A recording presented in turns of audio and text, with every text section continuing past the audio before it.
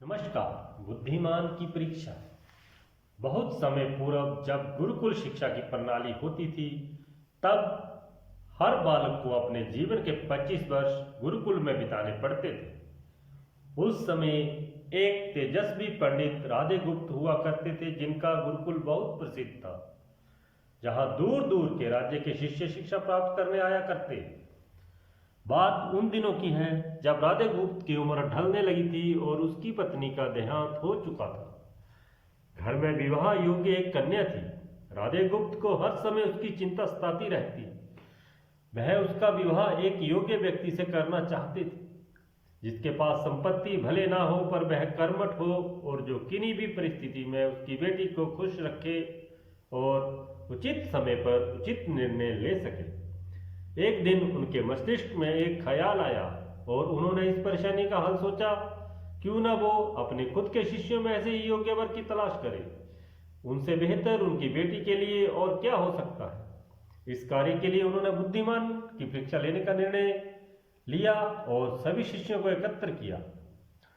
राधे गुप्त ने सभी से कहा कि वह एक परीक्षा आयोजित करना चाहते हैं जिसमें सभी की बुद्धिमानी का परिचय होगा।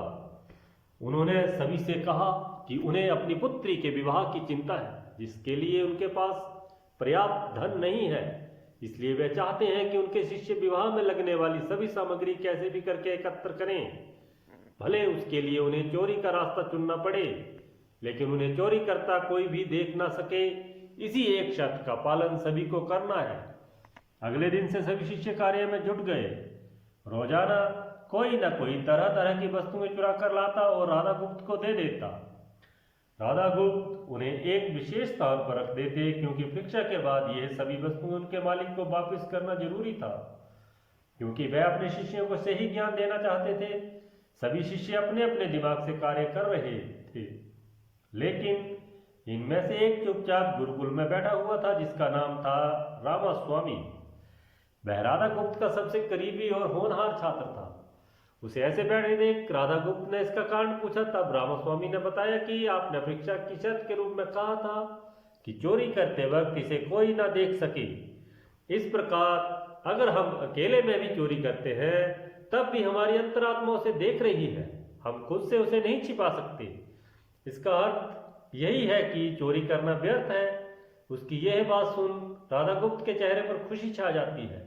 वह उसी वक्त सभी को एकत्र करते हैं और पूछते हैं कि आप सब ने जो चोरी की, क्या उसे किसी ने देखा? सभी कहते हैं नहीं। तब राधा गुप्त कहते हैं, क्या आप अपने अंतर्मन से भी इस चोरी को छिपा सके? सभी को बात समझ में आ जाती है और सबका सिर नीचे झुक जाता है, सिवाय रामास्वामी के। राधा गुप्त रामास्वामी को बुद्धिमानी की परीक्षा में अव्वल पाते हैं और सभी के सामने कहते हैं कि यह परीक्षा मेरी पुत्री के लिए उचित वर तलाशने के लिए रखी गई थी।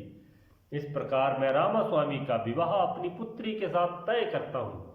सभी खुशी से झूम उठते हैं, साथ ही चुराई हुई हर वस्तु को उसके मालिक को सौंप विनम्रता से सभी से क्षमा मांगते हैं। तो दोस्तों, बुद्धिमान की परीक्षा से यह शिक्षा मिलती है कि कोई भी कार्य अंतर्मन से छिपा नहीं रहता और अंतर्मन ही मनुष्य को सही राह दिखाता है। इसलिए मनुष्य को किसी भी कार्य के सही गलत के लिए अपने मन को टटोलना सबसे जरूरी है। नमस्कार। जय हिंद।